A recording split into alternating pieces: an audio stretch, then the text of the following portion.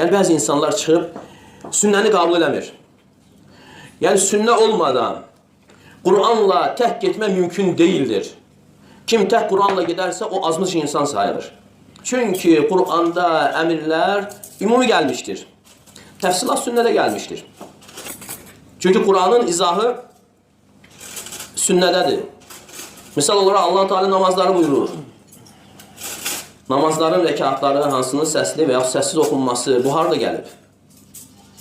Yəni, əgər insanların ağlına buraxılsa, biri 1 rəkat qılacaq, biri 2 rəkat, biri nə bilim 3 rəkat. Hər kəllədən bir səs çıxacaq. Ona görə bunun izahı harada gəlib? Bunun izahı sünnədə gəlib.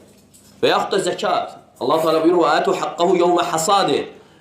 Biçdiyiniz zaman onun haqqını verin. Taxılın. Onun zəkatını verin. Nə qədər verilməlidir? Və nə qədər olduqdan sonra verilməlidir?